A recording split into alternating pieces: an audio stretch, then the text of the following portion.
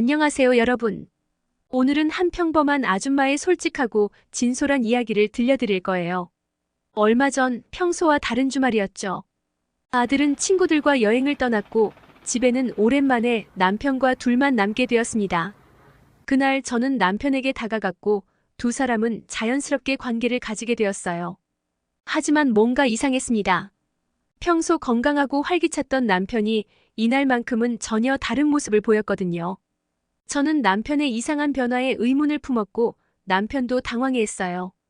남편은 잠시 생각해보다가 얼마 전 무거운 거 많이 옮기는 일을 했었는데 그래서 기운이 빠진 게 아직 회복이 안 됐나 보다 하더라고요. 그 말을 들으니 생각이 났어요. 제게는 정말 절친한 친구인 지영이라는 친구가 있어요. 지영이는 어렸을 때부터 정말 예뻤고 아역배우 같은 얼굴을 가진 친구예요.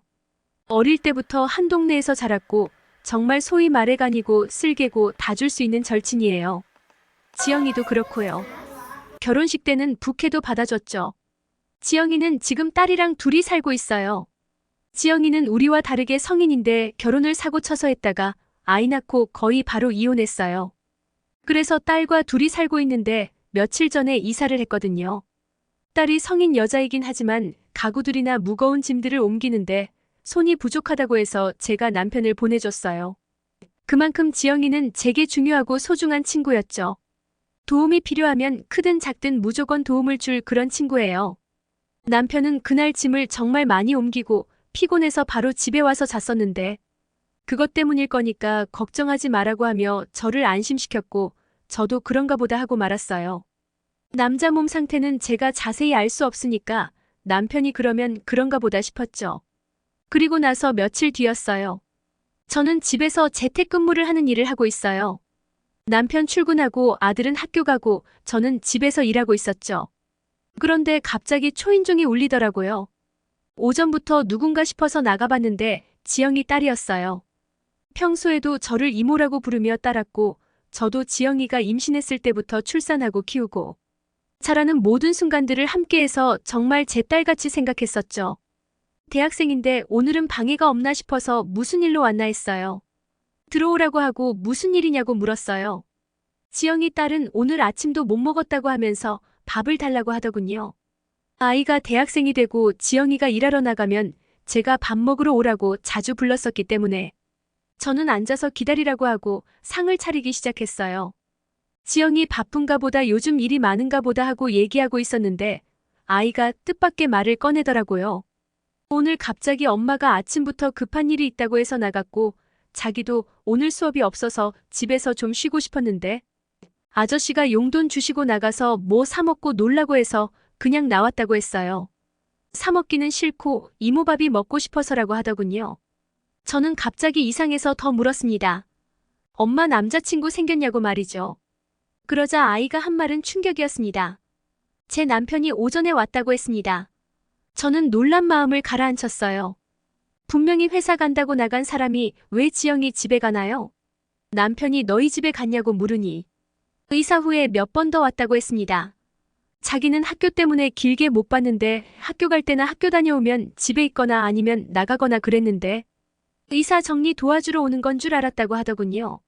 오늘도 무슨 집 정리 도와주고 싶다고 했다는 말을 듣고 제 표정이 점점 굳어지는 걸 아이도 느꼈는지 말끝이 흐려지더군요.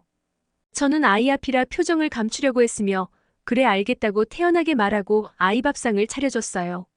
아이가 밥을 먹는 내내 아무 말도 없었어요. 평소 같으면 즐겁게 수다 떨고 그랬을 텐데요. 아이는 밥을 먹고 나서 눈치가 보였는지 가볼게요 라고 하고 나왔어요. 한 1시간 정도 후에 저는 도저히 이대로는 안 되겠다 싶어 옷을 입고 일어났어요. 의심은 이미 생겨버렸고 의심을 제대로 풀지 못하면 내 마음이 많이 괴로울 걸 알았거든요. 저는 차를 몰고 지영이 집에 갔어요. 낮이라 그런지 불을 안 켠 것 같았어요. 창문에서 빛이 안 보였거든요.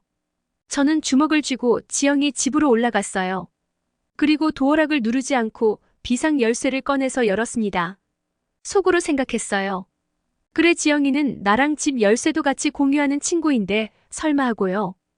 발소리를 죽여 집 안으로 들어갔어요. 그런데 발소리를 죽일 필요도 없더라고요. 열린 안방문 너머로 들려오는 소리에 제 소리는 묻혀버렸으니까요. 자기라고 부르는 그 두 사람은 누가 봐도 남편과 지영이 제 삶에서 가장 가까운 사람들의 목소리였어요. 둘이 뭐하고 있는지는 안 봐도 뻔했죠.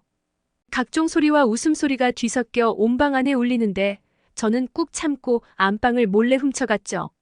아니나 다를까 둘은 문도 활짝 열어놓고 아주 신나게 있더군요. 눈물이 나서 눈앞이 흐려지는데 정신줄을 붙들고 핸드폰을 꺼냈어요. 그리고 그 짓거리를 하는 두 년놈들을 전부 촬영했죠. 저 두 놈들을 그냥 보낼 수 없다고 생각했어요. 거실에서 그 소리를 모두 들으면 내가 어떻게 해야 속이 풀릴까 생각했죠. 한참을 그렇게 고민하다가 현관 밖으로 조용히 나왔어요. 그리고 두 년놈들의 대화를 다시 생각했죠. 남편은 하루 종일 하자라고 했어요. 그럼 분명히 또 그 짓거리를 할 거란 말이었어요. 그 생각을 하자마자 저는 망설임 없이 전화를 걸었습니다. 바로 지영이 딸에게요. 전화해서 어디냐고 물으니 갈 곳이 없어서 걷고 있다고 했어요. 저는 지금 집으로 와줄 수 있냐고 물으며 집에 왔는데 지영이도 없고 들어갈 수가 없다고 했지요. 아이는 오겠다고 하더군요. 저는 그렇게 지옥 같은 시간을 울면서 기다렸어요. 지옥 같은 시간을 울며 기다리는 동안 눈물을 지우기 위해 화장을 고쳤어요. 아이는 빌라 앞에서 저를 보고 인사한 후 집으로 올라갔고 저는 따라 들어갔어요. 예상했듯이 방 안에서는 두 년놈들이 또 그 짓거리를 하는 소리가 들리더군요. 아이는 영문을 몰라 멀뚱히 서 있었어요. 그 순간 이 아이가 무슨 죄인가 싶었지만 그렇다고 여기서 멈추기엔 제 분노가 너무나도 컸어요.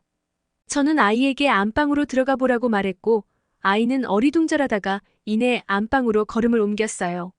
몇 분 뒤 안방에서 악 하는 소리가 들려오더니 놀라서 말도 제대로 못하는 지영이 소리가 들리더군요.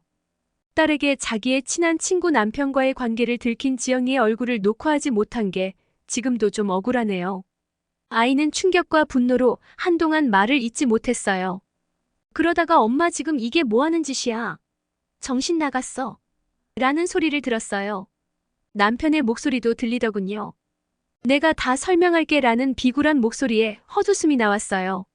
저도 아이 뒤로 걸어가 두 년놈들을 보았습니다. 남편에게 얼마 전 나와 관계를 못한 이유가 이거였냐면서 말했어요. 그리고 지영이가 나보다 몸매도 좋고 예쁜데 당연한 건가 라고 빈정거렸습니다. 그러자 남편은 주섬주섬 옷을 몸에 걸치고는 제 앞으로 비틀거리며 걸어와 무릎을 꿇더군요. 자기가 정말 잘못했다고 하면서 이삿날에 지영씨가 너무 외롭고 힘들다고 해서 위로하려다가 이렇게 됐다고 하더군요. 저는 그 말들을 전부 못 들은 척 무시했고 두 년놈들한테 아까 녹화한 영상을 틀어주었어요. 유책 배우자 되어줘서 문 안 잠가줘서 고맙다고 했습니다. 문을 잠갔으면 이렇게 영상 찍을 일도 없었을 텐데 하고 말이죠. 암튼 고맙고 법원에서 보자고 말했어요. 그리고 아이는 앞으로 제가 챙겨주려고 합니다.